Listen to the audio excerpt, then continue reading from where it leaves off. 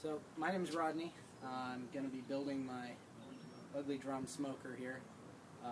Starting out with the charcoal basket. So here I have my expanded sheet metal. It's 9 gauge by 3/4, bought from McMaster Carr.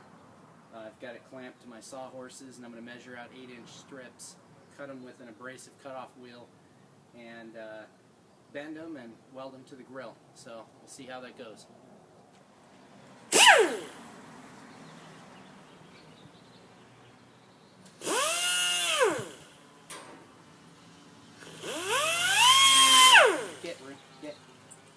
Gotta get the dog out of here. Go!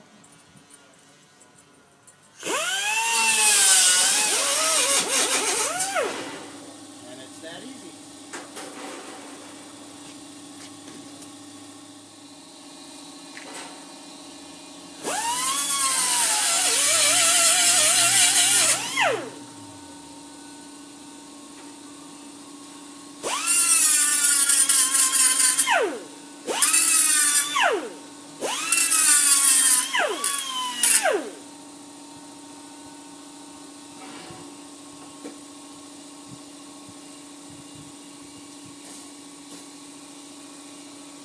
We have our panels for our basket.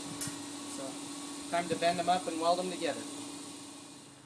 Well, turns out my little idea, standing on a tube on top of the expanded mesh, it doesn't work too well. I tried it and I almost fell on my butt. So,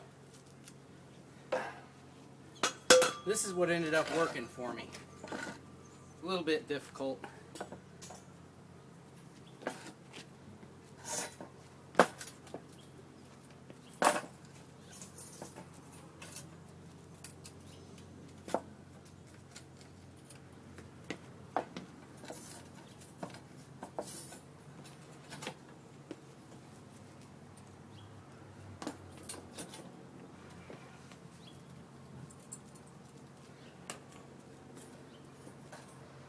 It's okay if you bend it too tight because it's easy to straighten it out.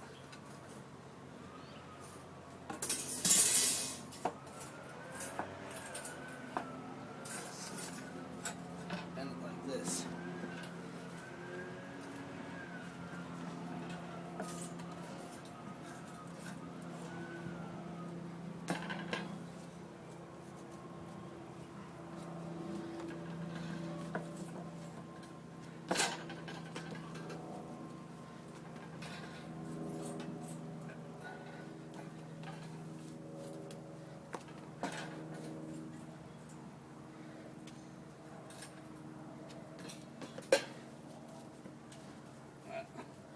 Works best if you give it a little tweak at about every diamond.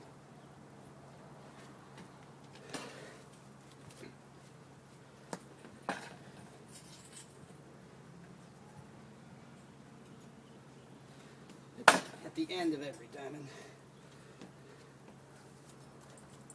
It starts getting difficult toward the end, but see, that's pretty workable. Now when I take my grill, I can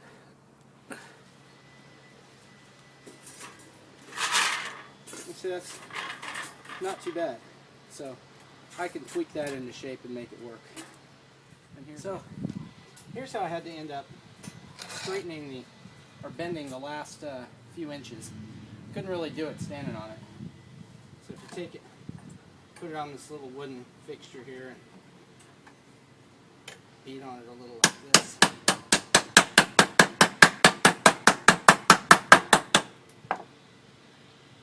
Then you can get that curve in that last part.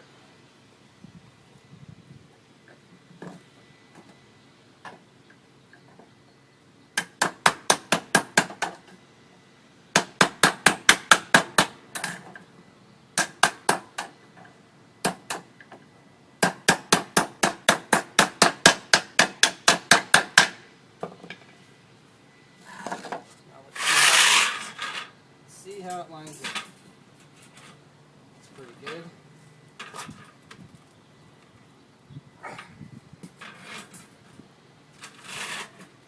It's doable. That side.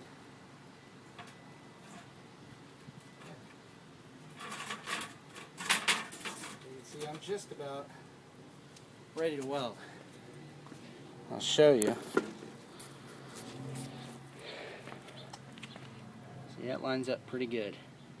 So what I'll probably do is get one side to line up really well, probably this one right here.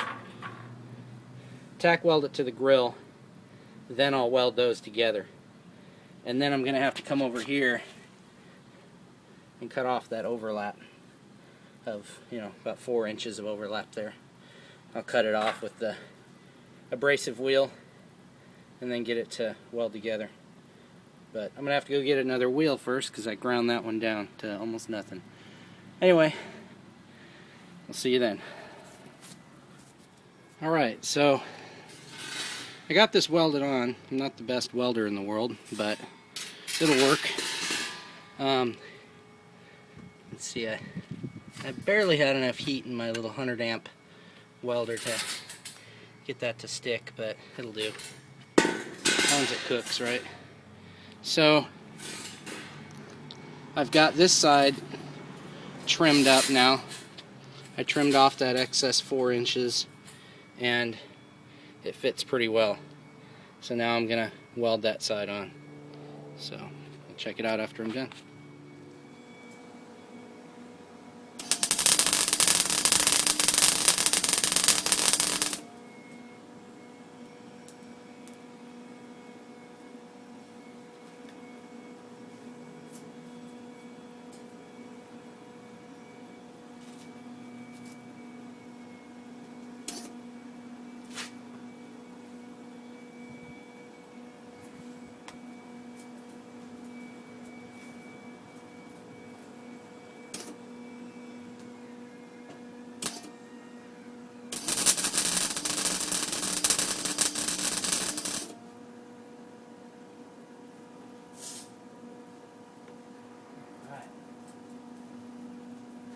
About tacked on there and it looks pretty good.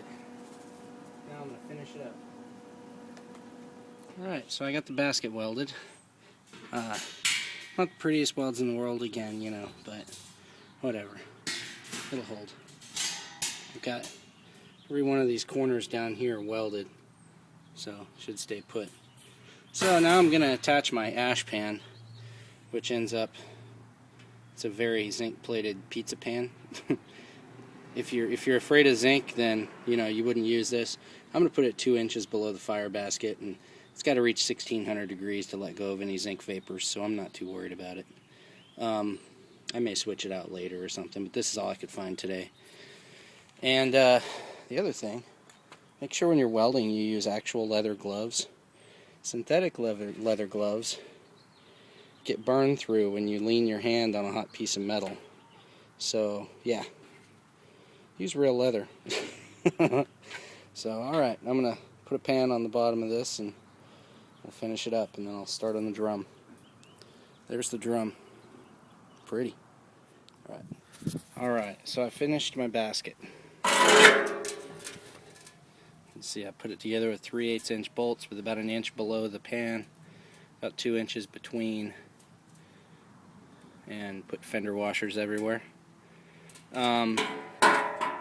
Yeah, welded on this handle and kept the handle kind of low profile, so if I wanted to put a heat deflector or something up above, it's not going to get too close there. Not going to take up too much space. But yeah, I think this should last a little while. It's kind of beefy. So anyway, there it is.